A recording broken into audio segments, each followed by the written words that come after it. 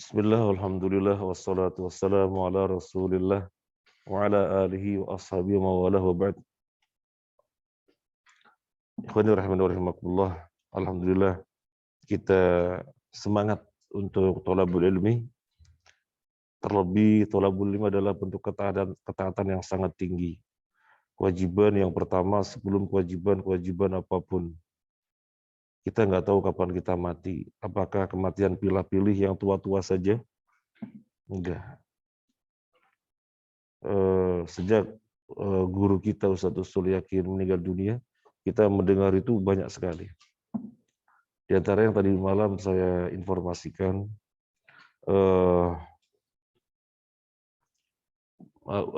Ananda Sasa, kelas 3 SMP, mobilnya guling di tol. Keluarganya selamat, dia meninggal. Kemudian ibunya Ustadz Hermawan, Ustadz Hermawan, dosen stali Takmir Nidol Fitra Sidoarjo, ibunya meninggal. Kemudian Rudi Hartono, sering ketemu di Masjid Ibrahim, dan sering juga kalau pas pulang dari Masjid Ibrahim, beliau beli bakso apa itu, sering ketemu. Masih muda, meninggal gitu ya. Menjadikan kita pelajaran semakin kuat pada diri kita, kesadaran mati itu datangnya kapan saja. Semoga kita mati di atas kebiasaan yang baik yang kita lakukan. Ahli majelis ta'lim, mati tidak jauh dari majelis ta'lim. Ahli sholat, mati tidak jauh dari sholat. Nah, mati di atas ketaatan. Baik, kita terakhir membahas al-'adatu muhakkamah. Suatu tradisi muhakkamatun. Nah, suatu tradisi muhakkamatun dijadikan hukum. Syaratnya yang dikatakan tradisi itu tidak menyelisihi syariat. Sebelum kita melanjutkan kaidah yang berikutnya, kaidah 22, ini kita akan membahas dulu pertanyaan yang masuk ya. Khawatirnya kelewatan. Orang bertanya kan karena ada yang ingin dibahas. Nah, kalau kita tahu jawabannya kita jawab, kalau enggak kita tunda, mungkin kita tanyakan kepada yang lebih tahu. Pertanyaannya? Apakah tradisi baik diperbolehkan selama tidak dianggap sebagai syariat sahnya suatu ibadah? Jika hanya sekedar dianggap melanggar sopan santun, maka tidak mengapa dilakukan. Kalau sudah dianggap sebagai ibadah atau ada kaitannya dengan ibadah, maka jatuhnya bid'ah. Apakah seperti itu maksudnya? Jadi misalnya seperti di sini dia memberi misal seperti berjabat tangan setelah sholat. Tradisi yang baik, yang dijunjung tinggi, yang kita tidak boleh mengabaikan, ya ketentuannya selama tidak menyelisihi syariat. Intinya adalah itu. Selama tidak menyelisihi syariat, maka itu tradisi yang baik yang nggak boleh diabaikan. Yang namanya tradisi baik, ya masyarakat setempat memandangnya baik. Dan nggak ada masyarakat sepakat sesuatu yang buruk dipandang baik, nggak ada. Masyarakat sepakat sesuatu yang buruk dipandang baik, nggak ada. Karena fitrahnya orang itu senang kepada kebaikan, sehingga sesuatu yang merupakan kebiasaan adalah yang baik. Ya, makanya tradisi yang baik suatu masyarakat harus dijunjung tinggi, nggak boleh diabaikan selama tidak menyelisihi syariat. Kalau dikatakan tradisi, ada sesuatu yang sudah biasa, tapi dia menyelisihi syariat, maka nggak boleh. Itulah yang disebut dengan bid'ah. Jadi betul sekali. Itu yang disebut dengan bid'ah. Misalnya disebutkan ada di suatu tempat setelah sholat jabat tangan. Itu udah tradisi. Oh, berarti dikatakan tradisi. Iya. Ya nggak mengapa dikatakan tradisi, karena secara bahasa dan secara kenyataan itu yang menjamur dan terus-menerus dilakukan. Tapi masalahnya, apakah tradisi ini sesuai dengan syariat atau menyelisih syariat? Menyelisih syariat. Syariat menyatakan ritual ibadah setelah sholat adalah zikir. Dan zikirnya itu sendiri sudah ditentukan. Assalamualaikum warahmatullahi wabarakatuh. Assalamualaikum warahmatullahi wabarakatuh. Yang diajarkan Nabi, astaghfirullah, astaghfirullah, astaghfirullah, Allahumma antas salam, wa minkas salam, tabarakta ya dzal jalali wal ikram. Kalau dia imam, membalikan badan menghadap makmum. La ilaha illallah wahdahu la syarika lah, lahul mulku wa lahul hamdu ala kulli syai'in qadir. Allahumma la mani'a lima a'taita wa la mu'tiya lima mana'ta wa la yanfa'u dzal jaddi minkal jadd. La ilaha illallah wa la na'budu illa iyyah, lahu ni'matu wa lahul fadlu wa lahu thana'ul hasan. La ilaha illallah mukhlishina lahu dina wa law karihal kafirun. Tasbih, tahmid, takbir. 33. Kemudian yang menjadi 100-nya la ilaha illallah wahdahu la syarikalah, lahul mulku wa lahul hamdu wa ala kulli syai'in qadir. Atau tasbih tahmid 33, takbirnya 34. Nah, kemudian ayat kursi termasuk rangkaian yang dibaca setelah salat fardu. Kemudian membaca kul a'udzu ahad, kul a'udzu birabbil falaq, kul a'udzu birabbin nas. Sekali, kecuali kalau subuh dan maghrib dibaca 3 kali. Ada juga yang merupakan rangkaian zikir setelah sholat adalah membaca Allahumma a'inni ala dzikrika wa syukrika wa husni ibadatik. Itu sudah ditentukan. Kalau kemudian ada orang nambahin dengan la ilaha illallah, la ilaha illallah, la ilaha illallah sekian kali, ya berarti perkara yang baru. Nggak boleh, karena tidak diajarkan. Nah, kemudian orang salam-salaman. Dan mereka memandangnya itu suatu keutamaan ketika dilakukan setelah sholat. Itu yang mereka pahami. Suatu keutamaan kalau dilakukan setelah sholat. Sehingga coba antum lihat. Wong dari tadi loh berdiri bareng. Ya, sudah salaman ketemu. Kalau ketemu salaman kan benar. Assalamualaikum waalaikumsalam warahmatullah. Dan berdiri bareng di soft berjejer. Assalamualaikum warahmatullahi wabarakatuh. Assalamualaikum warahmatullahi wabarakatuh. Salaman. Kira-kira salaman apa? Salaman karena memandang ini keutamaan kalau dilakukan setelah sholat. Coba satu mobil bareng berempat. Pas. Bareng satu mobil bareng. Parkir, dan masuk masjid. Pas berjejer di shop yang sama.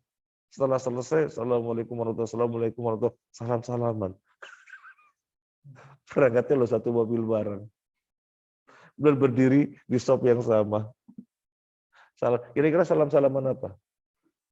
Karena memandang keutamaan tertentu jika dilakukan setelah sholat. Makanya dibikin perkara baru. Nggak ada ketentuan syariat setelah sholat, salaman. Apa nggak boleh salaman? Salaman itu menggugurkan dosa. Kalau berjabat tangan, Muslim dan Assalamualaikum, Waalaikumsalam warahmatullah, menggugurkan dosa. Fadilahnya tinggi sekali. Loh kenapa dilarang? Siapa yang melarang? Nggak ada yang melarang. Larangannya ketika dilakukan dengan ada ketentuan tertentu, ketentuan tersendiri. Seperti memandang adanya keutamaan tersendiri kalau dilakukan setelah sholat. Padahal nggak ada ketentuan itu. Ketentuannya adalah ketika bertemu. Sehingga nggak apa-apa ketika antum sholat dan Assalamualaikum warahmatullahi wabarakatuh. Assalamualaikum warahmatullahi wabarakatuh. Lah, ente kapan datang? Nah, berarti bukan karena setelah sholat, tapi karena ketemu. Lihat ke kanan. Assalamualaikum warahmatullahi wabarakatuh. Loh, Mas Amin. Kapan datang Mas Amin? Di kirinya juga, loh Mas Aman. Kapan datang Mas Aman? Nah, gitu. Ternyata di depannya Mas Amun. Mas Amun. Kapan Mas Amun? Enggak apa-apa. Ya, enggak apa-apa. Kita beberapa kali melakukan itu. Assalamualaikum warahmatullahi wabarakatuh. Masya Allah, kapan antum datang? Dikira tertunda dulu untuk salaman. Karena bertemu ada sunnah, salaman, gugurin dosa. Tapi sekarang antum ketemu dosanya nggak gugur. Assalamualaikum, nggak gugur dosanya. Assalamualaikum. Apalagi assalamualaikum. Nggak gugur dosanya nggak gugur. Ya. Assalamualaikum. Nah, dosanya nggak gugur. Waduh, ya. Ada lagi pertanyaannya? Benar? Jika bertukar cincin saat khitbah itu dilarang disebabkan tasyabbuh bil kufar. Maka apakah tetap dihukumi haram jika si pihak ikhwan hanya menghadiahi cincin tanpa adanya sisi tukar saat cincin? Juga lalu bagaimanakah hukumnya jika hal tersebut diterapkan saat setelah akad? Karena anak seringkali menemui fenomena kebiasaan memakai dan menukar cincin di kalangan masyarakat saat setelah akad. Iya, yang merupakan tradisinya orang kafir ketika lamaran tukar cincin. Laki ngasih cewek, cewek ngasih laki. Jadi tukar cincin. Itu yang merupakan tradisinya orang kafir. Kalau misalnya hanya satu pihak saja, misalnya yang laki ngasih cincin, ya nggak ada masalah. Karena bukan tukar cincin. Atau dilakukannya setelah akad. Setelah akad kemudian yuk ke toko emas. Nah, kemudian si laki-laki beliin cincin untuk istrinya. Setelah itu istrinya ngejak, Mas ke toko sana, kemana? Batu Akik. Mau beliin cincin buat suaminya, ya gak ada masalah. Karena saling memberikan cincin tidak di khitbah, tidak di lamaran. Karena yang menjadi tradisi kufar adalah tukar cincin ketika lamaran. Nggih. Nah, saya ngasih istri cincin, tapi ketika sudah nikah, tapi dia nggak ngasih saya. Ya nggak apa-apa ya sudah ya. Ya, kalau dia nggak punya duit, ya saya juga duit pinjam. Nah, anak nikah nggak punya duit ya. Anak punya duit cuma 1 juta, ya. Untuk buku nikahnya ketika itu 250, sisa berapa? 250 itu nikah dengan 750, maksudnya 750 itu untuk kue-kue tamu. Sederhana sekali. Nggak bisa ngundang teman-teman banyak. Kasihan datang mau apa? Nggak bisa, ya paling tetangga kanan kiri. Ya. Nah, lanjut. Sudah. Kita sekarang lanjutkan. Nggak ada, ya. Terus kalau misalkan apa contohnya ya kan, anak kan kalau dimamin orang gitu terus orangnya madep belakang terus ngajak salaman itu terus gimana? Iya, itu masalah. Ketika orang ngejak salaman kita, kalau misalnya kita bisa menolak dan nggak mendatangkan fitnah, tolak. Karena memang antum ada kedekatan dengan dia misalnya, atau antum satu komunitas dengan dia misalnya. Kemudian setelah selesai jelasin, oh Pan, tadi anak nggak mau salaman. Bukan apa-apa, soalnya itu yang saya pahami ketika ngaji. Lu memang gimana? Oh jadinya dia ngaji. Berarti antum menolaknya tidak mendatangkan fitnah. Tapi kalau antum nggak ada hubungan tertentu dan antum perkirakan kalau antum tolak akan datangkan fitnah. Misalnya setelah salam, assalamualaikum warahmatullahi wabarakatuh, salaman, antum diem tok sampai dia nginin pahanya, antum diem tok sampai pahanya keras lagi, itu ya, antum juga diem tok. Nanti dia posisinya kan nggak ada ilmu, ya, posisinya nggak ada ilmu. Nanti mikir, ini kelihatannya kok santri, apalagi setelah itu tahu, santri Thaibah. Thaibah ajarannya apa sih? Memang orang lain itu yang bukan kelompoknya itu kafir apa? Tuh kan, jadi fitnah. Ya. Soalnya dia posisinya tidak ada ilmu. Kita semacam ini persis ditanyakan kepada Syekh Dr. Ahmad Al-Qadhi ketika kita ngaji dengan beliau. Beliau mengatakan, ya terima, gimana lagi? Ya terima. Ya, kecuali kalau misalnya tidak mendatangkan fitnah. Sama persis seperti yang kita lakukan di kampung. Kita enggak salaman. Tapi kalau ada orang minta ya kita salaman. Kemudian akhirnya dikenal, kita itu bisa tuh diem tok. Karena mereka juga nggak mau minta salaman. Karena kita dikenal kalau udah salah diem tok. Tapi kalau ada orang celonong ya kita salamin, begitu. Enggak sebagaimana yang lain-lainnya. Kalau habis sholat sibuk gitu kan, sibuk. Padahal ke belakang sibuk ya, kan begitu ya. Kalau kita diam itu. Kalau ada orang celonong ya kita salamin, namanya dia celonong. Tetapi ya diem toh, kalau nggak celonong ya diem toh. Akhirnya lama-lama dikenal, oh ini nggak mau salaman setelah sholat. Karena nggak pernah ada orang ngejak salaman. Nggak pernah ada. Tapi kita tunjukkan akhlak yang baik sisi yang lainnya. Sehingga akhirnya nggak dipermasalahkan, malah mereka belajar, nanya-nanya malahan. Nah, artinya tidak mendatangkan fitnah, malah mendatangkan kebaikan. Jadi dakwah secara soft, dakwah secara halus. Sudah? Nah,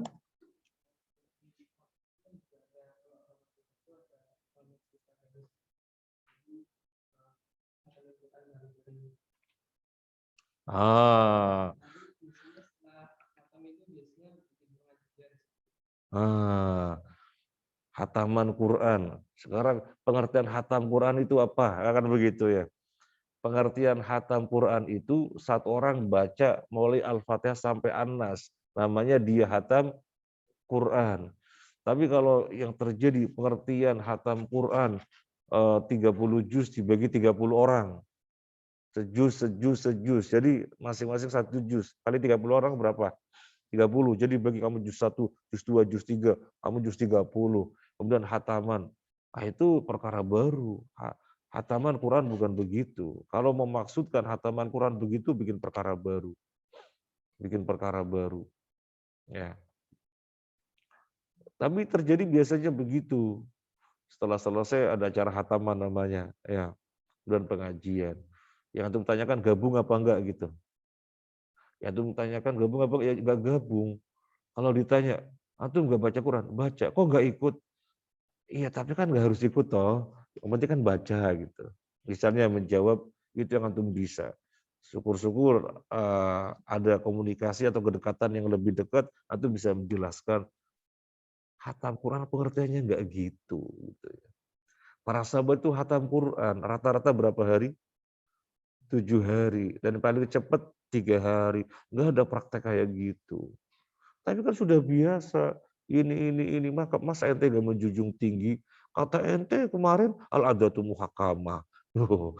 Dibalikin. Kata ente al-adatu muhakamah. Tradisi itu dijunjung tinggi. Masa ini enggak baik? Ini tradisi baik apa enggak? Antum bilang enggak. Lu baca Quran masa gak baik? Bukan baca Quran yang gak baik. Tapi ente menyelisih syariat, mengubah pengertian hatam Quran seperti itu. Jadinya nggak baik. Sekarang saya bertanya kepada ente paling gitu. Ente kalau sholat Allahu Akbar, iya kan? Iya. Kalau misalnya ditambahi biar lebih mantap. Allahu Akbar, Ar-Rahman, Ar-Rahim, Al-Malik, Al-Qudus, mau apa enggak? Ya enggak mau. Loh kenapa enggak mau? Kan lebih mantap. Kenapa enggak mau? Nah itu artinya agama itu dengan dalil, bukan dengan perasaan. Nah, syukur-syukur aku bisa jelasin gitu.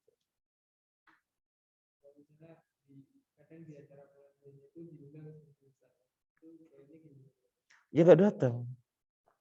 Ya antum ya enggak datang. Terus gimana?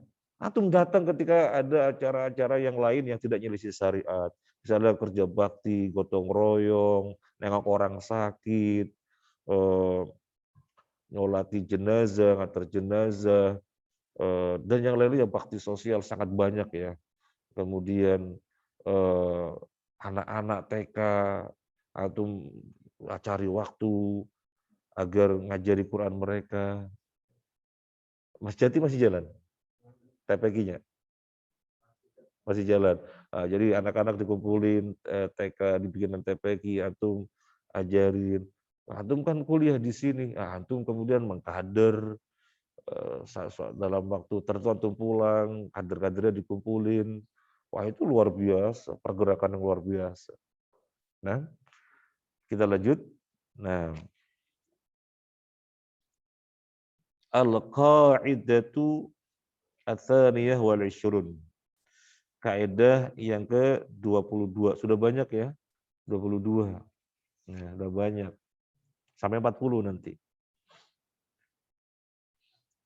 ma warada bihi syar'u mutlaqan wala dhabita lahu fihi wala fil lughati yurja'u fihi ilal urfi. Sudah ada bukunya semuanya ya? Sudah ada.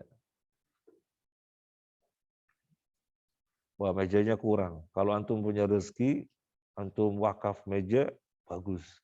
Wah, saya punya rezeki mau wakaf meja buat Masjid Thaibah, bagus. Nah.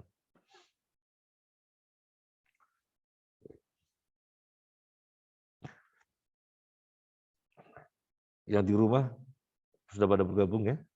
Ya. Ma apa?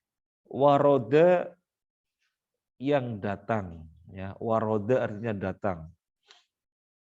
Ma apa waroda yang datang bihi dengannya syar'u syariat mutlakon secara mutlak.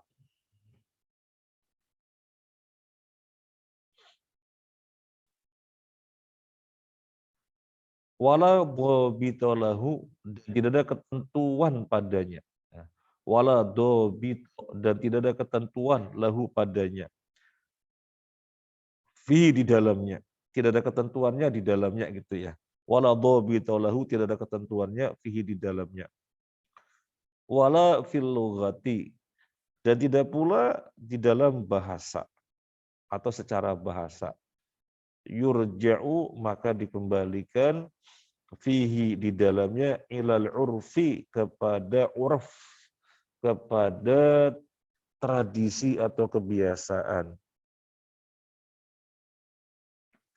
Jadi saat tentang sesuatu syariat menyebutkannya secara mutlak, dan tidak menyebutkan teknisnya, ya ketentuan-ketentuannya, teknisnya tidak disebutkan.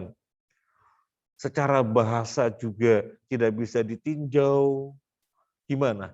Secara teknis tidak ada penjelasan di dalam syariat. Dilihat secara bahasa juga nggak ada yang menjelaskan. Ya sudah, berarti pelaksanaan syariat ini dikembalikan bagaimana kebiasaannya. Jadi ma warada bihi syar'u mutlaqan la dhabita lahu fihi wala fil lughati yurja'u fihi ilal urf. Masya Allah. Anda nggak ngapalin, tapi dulu pernah ngapalin. Anda nggak ngapalin, tapi dulu pernah ngapalin. Tak apalin 40 kaidah dulu. Ya kan 40 ini kan, tak apalin dulu. Sehingga ujian bisa. Karena dari kelas 1, kelasnya B terus, nggak pernah turun C. Kelas paling tinggi itu B. Karena nggak ada kelas A, nggak ada. Kelas paling tinggi B. Saya kelas 1B. Naik langsung ke kelas 3B. Naik langsung ke kelas 5B, 6B. Ah, tapi lulusnya nggak mumtaz. Soalnya ketika kelas 6, kena pergaulan sedikit, suka ngobrol, suka begadang, suka nggak belajar. Jadi kelas 6-nya geser, sayang sekali. Justru saat-saat menentukan ijazah. Kata wali kelas saya, antum tuh sayang sekali, anak bingung mau nilai antum. Mau tak kasih mumtaz nilainya kurang, mau tak kasih jaijidah nilainya kelebihan. Ya udah mumtaz aja. Tapi nggak dikasih mumtaz. Ya. Mau dikasih mumtaz nilainya kurang, mau dikasih jaijidan kelebihan. Gitu ya. Nah, dulu tak apalin. Ya. Makanya itu harus semangat, nggak boleh kalah dari saya. Ya. Saya mondok ini termasuk yang nggak ada duitnya. Ya. Antum kan, masya Allah ya, kurang duit, papa duit, kayak gitu ya. Nah, kita lanjut. Jadi minha contoh ya, minha contoh, minha diantaranya al-iktifa'u fi niyatis sholati. Al-iktifa'u, mencukupkan diri fi niyatis sholati, di dalam masalah niat sholat, bil muqaronati al-urfiyati, dengan muqaronah urfiyah, dengan indikasi, saya nggak ngerti arti yang pas apa ya, dengan indikasi secara tradisi, bihaitsu di mana yu'addu dianggap yastahdiru, dia telah menghadirkan diri lis sholati pada sholat. Kita ketika sholat diperintahkan niat, diperintahkan niat. Innamal a'malu binniat. Jadi sholat itu diperintahkan niat. Ada enggak syariat menjelaskan teknis niat itu begini? Ada? Enggak ada. Secara bahasa, niat itu gimana penjelasannya sehingga kita akan praktekkan? Juga enggak ada. Secara bahasa, niat adalah al-qasdu gitu aja. Secara bahasa, an-niyatu hiya al-qasdu. Terus saya sholat niatnya bagaimana?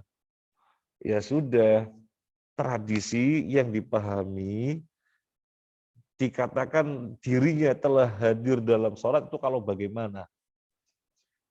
Mungkin hampir semuanya sama sedunia. Nggak ada yang berbeda tradisinya. Ya hati menyatakan saya sholat duhur, namanya sudah sholat ya. Allahu Akbar, sholat duhur. Jadi ketika antum bilang, ketika antum mengucapkan Allahu Akbar, bersamaan itu antum menyadari subuh, namanya sudah niat. Nanti duhur ya, nanti duhur. Antum Allahu Akbar. Antum hati nggak melamun. Hati menyadari sekarang sholat duhur. Jadi Allahu Akbar, duhur. Namanya sudah niat. Atau Allahu Akbar, hati terbersit niat ingsun sholat asar gitu ya. Bahasa Cirebon kan ingsun ya. Niat ingsun sholat asar gitu ya. Cirebon ingsun. Ya. Iya ingsun. Kulo. Kulo niat sholat asar. Allahu Akbar.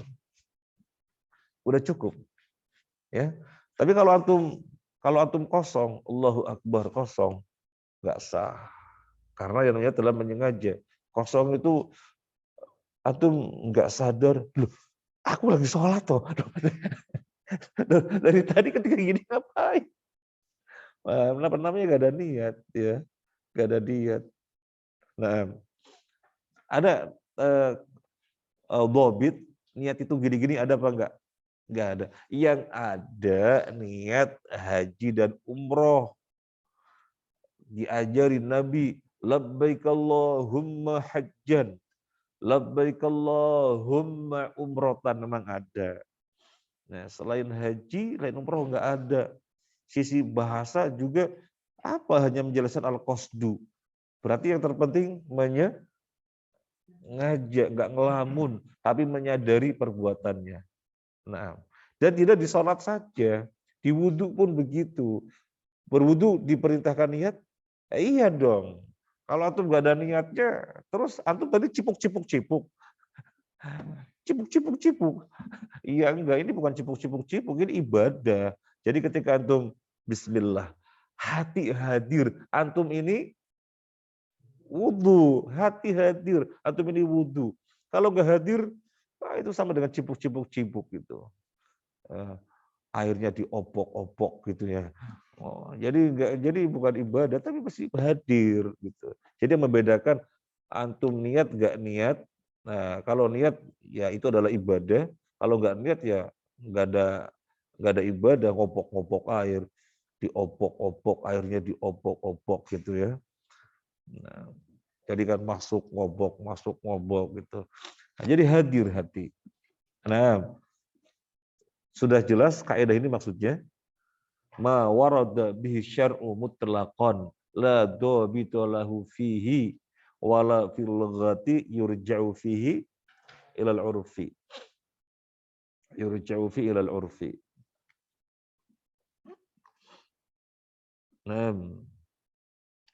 Minha diantaranya. Minha diantaranya. Al-hirzu fi saraqati. Al-hirzu, berhati-hati fi saraqat, dalam pencurian. Kita disuruh menjaga harta apa enggak? Kita disuruh menjaga harta apa enggak? Disuruh. Bahkan kalau ada perampok mau merampok harta kita, kita lawan, kemudian kita mati, apa hukumnya kita mati karena belain harta? Syahid. Jadi kita disuruh belain harta, menjaga harta, belain harta. Ada teknisnya disuruh menjaga harta biar gak dicuri, ada teknisnya. Saat penjelasan teknisnya begini ada. Ada penjelasan secara bahasa, menjaga harta ada, nggak ada. Ya sudah, dikembalikan kepada uruf. Gimana menjaga harta biar aman? Ya tergantung hartanya juga ya, kan begitu. Kalau toko emas gimana menjaga hartanya? Apa ditaruh di atas meja begitu? Enggak. Taruh dalam lemari, kacanya ini nggak bisa ditembak, kaca loh padahal loh, tapi nggak mempan peluru, ya. Kemudian kalau sudah selesai display, sudah tutup, tokonya mau tutup, emasnya ditaruh di berangkas. Berangkasnya, kuncinya juga mungkin kalau diingat-ingat lupa berapa gitu ya. Sama dulu burung walet kan begitu ya. Pintu masuk ke rumah walet gitu ya. Kan pakainya kunci besi tebal sekali. Zaman ketika itu Gresik dan sekitarnya Lamongan jaya sekali. Liur walet sekilonya itu mahal sekali. Sekarang nggak tahu, ada yang punya? Ada? Siapa? Punya? Punya? Ayo antum punya? Di mana? Masih mahal?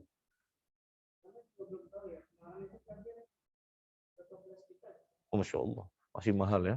Tapi nggak seperti dulu luar biasa sekali. Nah intinya gimana jaga harta, jaga harta liur walet beda, jaga harta emas beda. Antum punya harta apa di sini? Motornya taruh di mana? Di garasi, kunci, cakram. Ya kan nggak ada teknis. Karena nggak ada teknis maka dikembalikan kepada uruf. Oh ya, kembali kepada uruf.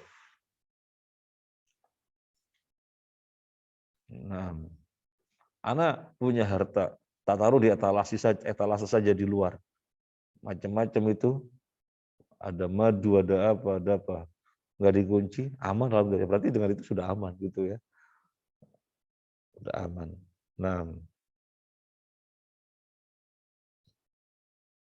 kalau di Saudi gimana jaga harta?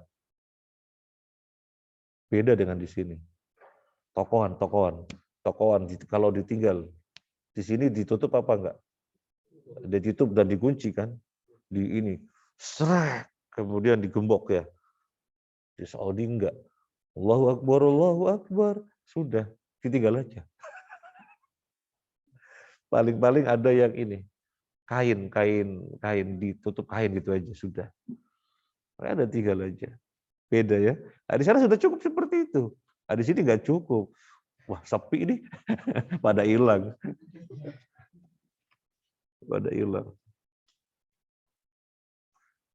Ada di Saudi, Masya Allah, pemandangannya sangat menyenangkan sekali. Allahu Akbar. Apa belinya ya? Ada duit loh, duit ya. Adzan. Ditinggal. Masya Allah ya. Lanjut. Wattafarruqu fil bai'i wal qabdu fihi. Atafarruq, berpisah, fil bai'i, di dalam jual beli, wal qabdu fihi, dan menggenggam barangnya, wal qabdu, menggenggam fihi, padanya. Antum ketika beli ke warung, kemudian berpisahnya, yang namanya jual beli kan ada penjual, ada pembeli, ada barang, ada alat tukar, kan begitu. Termasuk ada ijab qabul ya. Ada ijab qabul. Nah, sekarang anak bertanya kepada antum. antum beli, gimana yang terjadi? Gimana berpisahnya? Gimana dapetin barangnya? Ada teknisnya oleh syariat. Saya jelasin bertemunya begini, berpisahnya begini, dapatin barangnya begini. Ada ketentuan syariat? Ya nggak ada. Syariat hanya mengatakan ada penjual, ada pembeli, ada barang, ada yang ditukar, ada yang cap bulan, itu aja. Teknisnya ada? Teknisnya nggak ada. Akad teknisnya nggak ada, sudah dikembalikan kepada uruf. Dikembalikan kepada tradisinya gimana. Gimana tradisi? Kalau antum beli apa sih antum biasanya? Ah, nasi kuning. Nasi kuning. Antum beli nasi kuning. Bu, beli nasi kuning, dilayanin. Kemudian nasinya dulu, terus antum kasih duit, apa duitnya dulu antum dapat nasi? Enggak, artinya ada ketentuan apa seperti itu? Enggak ada, sudah. Intinya kan antum dapat nasi, dia dapat duit. Enggak ada ketentuannya. Jadi kembalikan kepada uruf. Dikembalikan kepada uruf, enggak ada ketentuannya. Malah ada juga yang begini, antum belum bisa mendapatkan barang, kecuali antum ke kasir dulu, yang mau dibeli apa. Ini sekian, antum baru bayar ya. Setelah bayar antum tunggu diantar barang, ada gitu? Iya, karena nggak ada ketentuan. Itu sah apa enggak? Sah. Kenapa sah? Enggak ada teknisnya. La dhabita lahu fihi. Enggak ada ketentuannya. Karena enggak ada ketentuan, secara bahasa juga nggak bisa dilihat. Sehingga teknisnya begini berdasarkan bahasa. Enggak. Maka yurja'u fi ilal uruf. Dikembalikan kepada uruf. Naam. Dikembalikan kepada uruf. Tapi kalau saya beli, ya misalnya beli martabak, itu saya sukanya begini. Kan dia bungkusin ya, martabaknya di kantong ya. Itu enggak saya ambil dulu, baru saya ambil saku duit ini. Biasanya saya enggak gitu. Jadi ketika dia lagi ngemasin, masukkan ke kresek, sudah pegang duit. Jadi dia ngasih kantong, saya juga nyodorin duit, gitu. Ya cuma nggak ada teknisnya. Terus berpisah gimana? Berpisah gimana? Apa antum kemudian bilang, saya beli ya, iya saya jual, apa begitu? Loh, itu ijab kabul loh. Antum ini, itu ijab kabul. Loh, kalau antum belum nikah ya. Kan orang walinya bilang, saya nikahkan kamu dengan putri saya yang bernama ini wanita yang kamu lamar dengan mahar ini. Ya saya terima. Kan begitu ya? Kan begitu. Lah jual beli kenapa enggak gitu? Saya beli ya, oh ya saya jual. Ya ada juga yang mempraktekkan. Mas saya jual, enggak saya beli gitu. Mas saya beli, oh enggak saya jual. Ijab kabul loh. Lah, kok antum enggak ijab kabul? Nah, secara tradisi ketika barang dikasihkan dan antum ngasih duit itu juga maknanya ijab kabul. Nah, cuma nggak bisa dipraktekkan di dalam pernikahan, ya. Apa namanya? Apa namanya? Walinya menampakkan diri, oh walinya sudah menampakkan diri, ya tak gandeng anaknya. Nah, belum sah soalnya kalau begitu. Kalau gitu belum sah soalnya. Jadi berbeda. Ya. Kalau dalam jual beli nggak ada ketentuannya, maka dikembalikan kepada teknis gitu ya. Dikembalikan kepada teknis. Nggak ada teknis ya dikembalikan kepada uruf. Nah, penerimaan zakat. Saya bertanya kepada antum. Antum wajib zakat fitrah? Wajib. Antum insya Allah orang kaya semuanya. Amin. Wajib zakat mal? Wajib. Dan kita jangan berdoa, ya Allah berilah aku harta yang banyak. Jangan. Antum harus berdoanya, ya Allah jadikanlah aku orang yang banyak berzakat. Sudah pasti banyak harta. Soalnya kalau berdoanya, ya Allah jadikanlah aku orang yang banyak hartanya, belum tentu mampu membayar zakat. Karena kena fitnah, cinta dunia. Tapi berdoa kepada Allah, berilah aku, jadikanlah aku orang yang banyak berzakat. Pasti sudah banyak hartanya. Nah pertanyaannya, gimana kalau kita bayar zakat? Apa kemudian kita bilang ke panitianya, aku zakat yo aku yo panitia tak terima, apa begitu. Nggak ada ketentuan, nggak ada ketentuan. Apa kemudian salaman, ya salaman. Kemudian yang zakat mengatakan nawaitu an ukhrija az-zakata linafsi lillahi ta'ala. Apa nggak ada ketentuan begitu juga? Ada ketentuan begitu? Ada ketentuan begitu apa enggak? Ya kalau nggak ada jangan dibikin-bikin. Sudah uruf bagaimana sehingga dipahami dia sudah nyerahkan. Gitu aja sudah. Antum datang bawa zakat fitrah, di situ ada Pak Win, ada Pak Sunar ya. Oh yang lebaran di sini saya kemarin enggak ada. Mas Ansori, Mas Ansori, Mas Ridwan, Mas Ul di sini. Oh udah pulang. Antum menemani mereka ya. Orang-orang ngasih zakat, ngasih tok. Pak Win terima gitu. Mereka datang bawa zakat itu, Pak Win terima, Pak Sunan terima, gitu aja. Oh iya, ditulis. Ditulis. Iya, ditulis. Oke, ditulis. Ada teknis menyerahkannya, menerimanya ada? Enggak ada. Yang penting sudah diserahkan, kemudian panitia terima, berarti sudah terjadi artinya pelaksanaan kewajiban, yaitu berupa mengeluarkan zakat. Karena ada teknisnya. Yang aku mau tanyakan apa?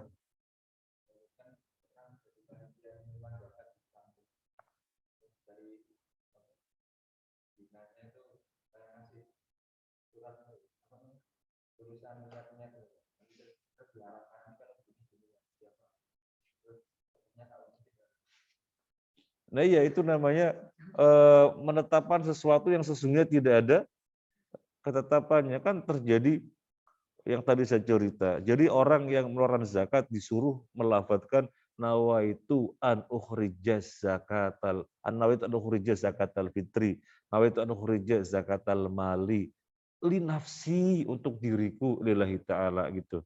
Kadang-kadang orangnya nggak bisa kan, dituntun sama panitianya. Nawaitu an ukhrija zakatal fitri li nafsi dituntun. Enggak ada, enggak sakral seperti itu. Oke? Ya, enggak ada ketentuannya. Iya, Nabi mendoakan.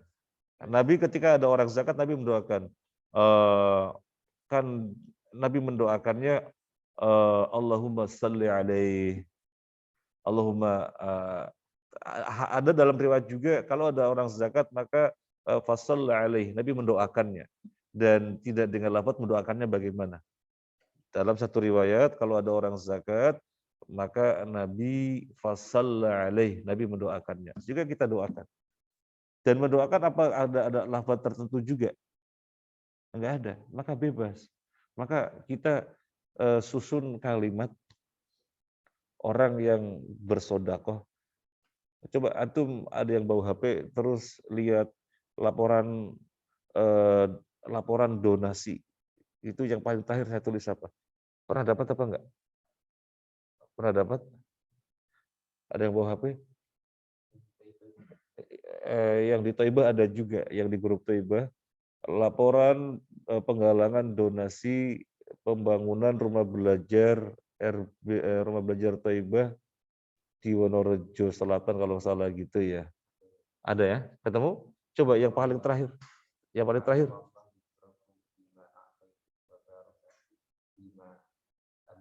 Nah itu kita doakan. A'dhamallahu ujurakum fima a'taitum wa baraka fima abqaitum. Semoga Allah melipat gandakan pahala atas apa yang Anda keluarkan dan semoga Allah memberi keberkahan pada harta yang ada pada Anda yang tidak dikeluarkan. Jadi yang dikeluarkan diberi pahala besar, yang tidak dikeluarkan atau yang berada pada dirinya diberkahi. Itu kita selalu doakan. Makanya kalau antum bertanya didoakan, doakan, jangan sampai nggak mendoakan. Cuma apa kemudian ada teknis ketika di majelis itu ya doakan, kemudian disusul lafadznya mesti begini, ada? Ya nggak ada. Nah ketika nggak ada jangan ditetapkan, kembalikan kepada uruf. Khawatirnya kalau ditetapkan, nanti dipahami, oh begitu tata caranya. Akhirnya kita jadi bikin syariat. Nah, sudah? Lanjut? Lanjut.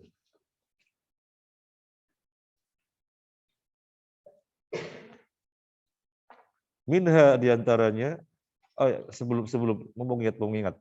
Kalau di dalam ya, pernikahan, walinya dia melakukan ijab. Jelas-jelas menyatakan, saya nikahkan kamu dengan putriku. Yang mana? Soalnya anaknya ada 5 perempuan. Harus jelas. Harus jelas. Aku nikahkan kamu dengan putriku yang bernama, biar nggak ada contohnya siapa ya. Yang lain yang nggak ada nama. Saya nikahkan kamu dengan putriku yang bernama, yang nggak ada siapa ya. Ida Ayu Komang, misalnya ya. Nah, aku menikahkan kamu dengan putriku yang bernama Ida Ayu Komang. Akan nggak ada yang nama di sini ya. Nah, sebentar contoh. Jadi jelas. Mana? Soalnya putrinya ada Ida Ayu Komang, Ida Ayu Keke, Ida Ayu Koko kan begitu ya. Yang jelas yang mana? Komang apa Keke? Jelas. Terus pengantin lakinya yang terima mengatakan bagaimana?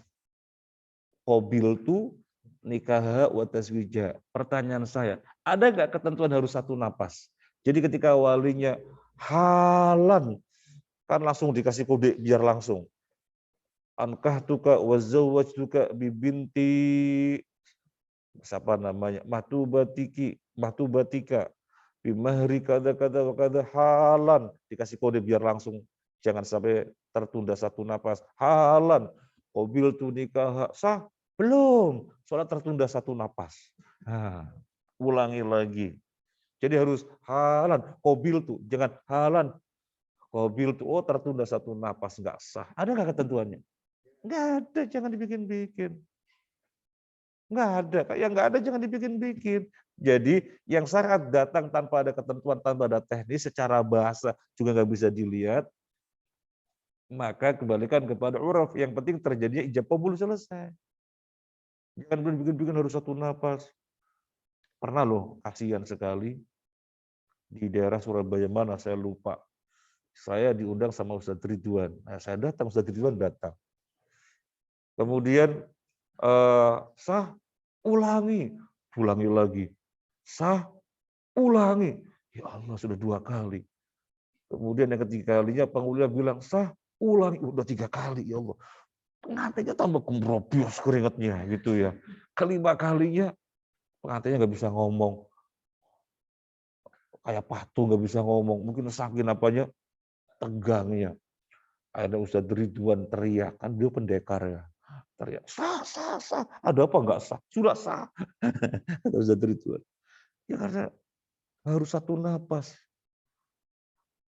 Saya nikahkan kamu, saya kawinkan kamu dengan putri saya yang bernama ini dengan mahar ini kontan.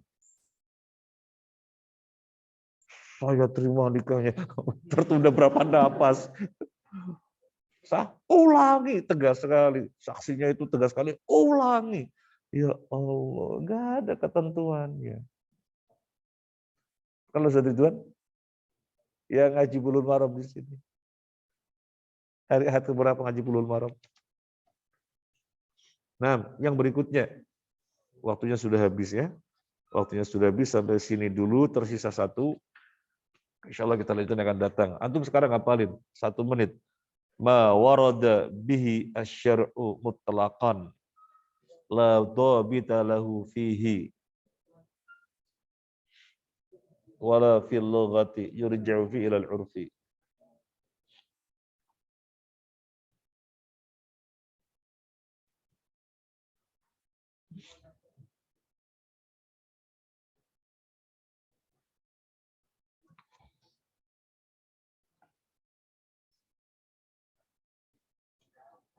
Nah, sekarang bareng-bareng 1 2 3. Ma warada bihi syar'u mutlaqan la dhabita lahu fihi wala fil lughati yurja'u fihi ila al-'urfi. Ini saja, jazakallahu khairan. Jadilah mahasiswa yang semangat, ya. Jadilah mahasiswi yang semangat, jangan memble. Mahasiswa yang memble itu yang bagaimana? Yang asal jalan, nggak ada program, itu namanya memble. Ya, harus ada program sehingga ada step-stepnya. 4 tahun selesai, nah, gitu. Nilainya bagus, itu namanya mahasiswa hebat, mahasiswa hebat. Assalamualaikum warahmatullahi wabarakatuh.